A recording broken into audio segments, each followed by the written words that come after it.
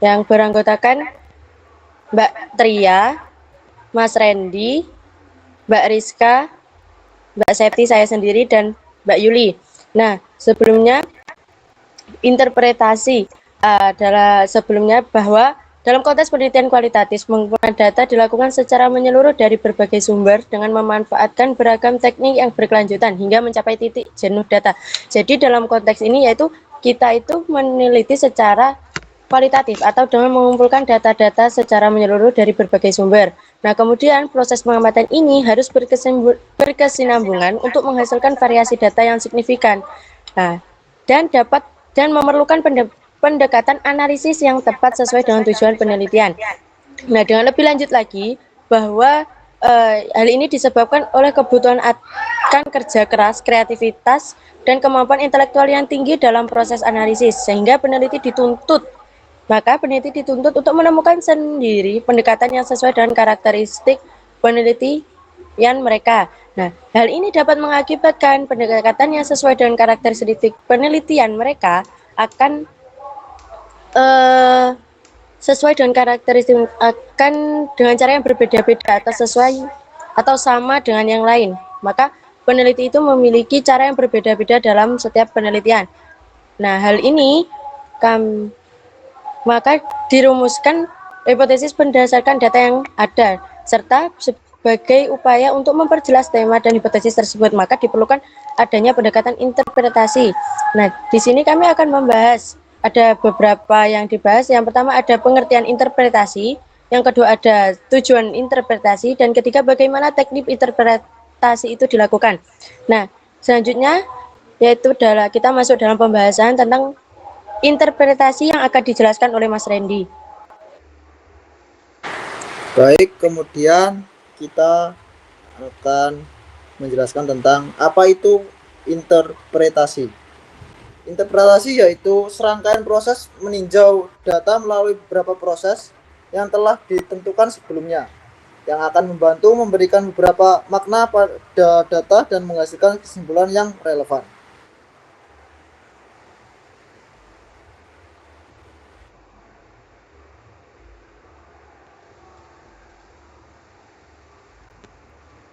Baik, yang selanjutnya yaitu tujuan interpretasi yang akan dijelaskan oleh Mbak Tria.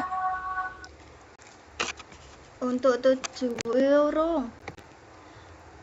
tujuan interpretasi data, menurut Schaltman dan Strauss dalam mulung, interpretasi data dilakukan untuk mencapai salah satu dari 3 tujuan, yakni mendeskripsikan semata-mata, deskripsi analitik, atau teori substantif.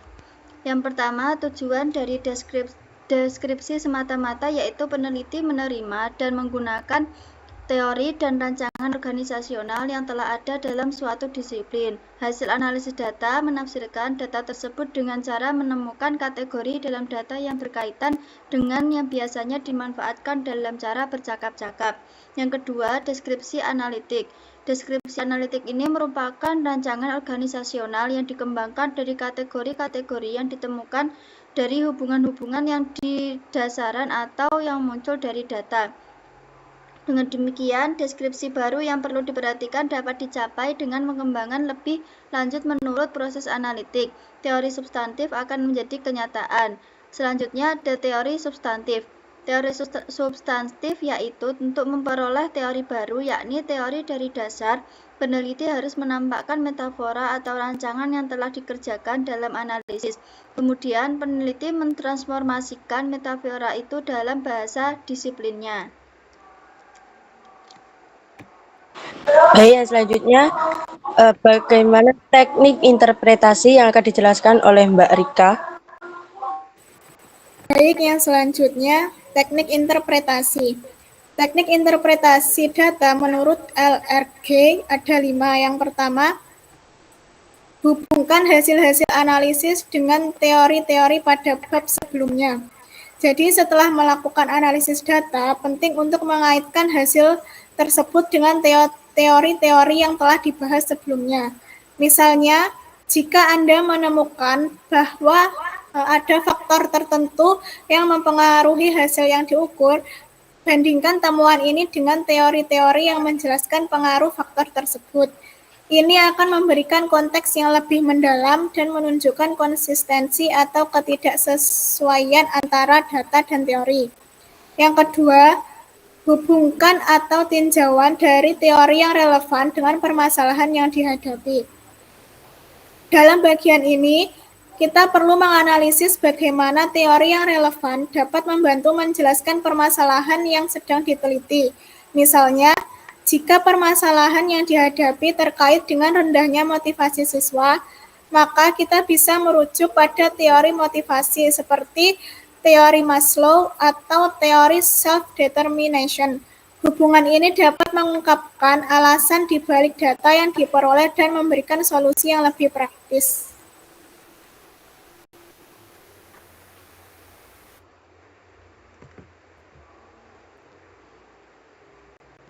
Baik, yang selanjutnya akan diterangkan oleh Mbak Rizka. Baik, untuk teknik selanjutnya yaitu perluaslah hasil analisis dengan mengajukan pertanyaan. Jadi, dengan mengajukan pertanyaan-pertanyaan kritis adalah langkah penting dalam interpretasi data. Misalnya, jika hasil analisis menunjukkan bahwa terdapat perbedaan signifikan antara dua kelompok. Jadi, bisa bertanya, contohnya, apa penyebab perbedaan ini atau apa implikasi dari temuan ini terhadap praktik pendidikan. Kemudian pertanyaan ini akan mendorong pemikiran lebih dalam dan dapat menghasilkan wawasan baru. Untuk teknik keempat, hubungkan temuan dengan pengalaman pribadi. Jadi, dengan menghubungkan temuan dengan pengalaman pribadi dapat memberikan perspektif yang lebih kaya. Misalnya, jika Anda pernah mengalami situasi serupa dengan yang diteliti, ceritakan bagaimana hasil analisis berhubungan dengan pengalaman tersebut. Ini tidak hanya menambah dimensi personal pada analisis, tetapi juga dapat meningkatkan relevansi hasil bagi pembaca. Dan untuk teknik kelima, berilah pandangan kritis dari hasil analisis yang dilakukan. Hal ini penting untuk memberikan pandangan kritis terhadap analisis. Apakah dari keterbatasan dalam data yang dikumpulkan, apakah metode analisis yang digunakan sudah tepat? Diskusikan juga potensi bisa dan bagaimana hal itu mungkin mempengaruhi hasil pandangan kritis. Ini akan menunjukkan kedalaman pemahaman Anda terhadap data dan keakuratan temuan.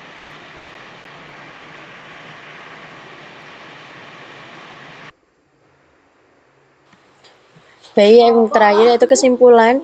Jadi, dari interpretasi merupakan proses esensial dalam penelitian yang bertujuan untuk memberikan makna mendalam terhadap hasil analisis data yang menghasilkan kesimpulan yang relevan.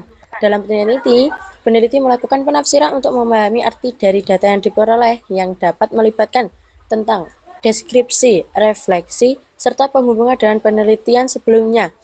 Nah, interpretasi ini dapat mencakup beberapa aspek. Yang pertama, mengaitkan hasil analisis dengan teori yang telah dibahas, meninjau relevansi teori dalam konteks masalah yang diteliti.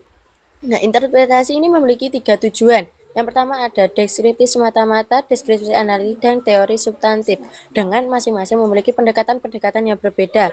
Teknik interpretasi efektif dapat mencakup mengajukan pertanyaan kritis untuk mendalami sebuah temuan, menghubungkan hasil dalam pengalaman pribadi untuk memberikan perspektif yang lebih kaya dan menyajikan pandangan kritis mengenai keterbatasan data serta metode analisis.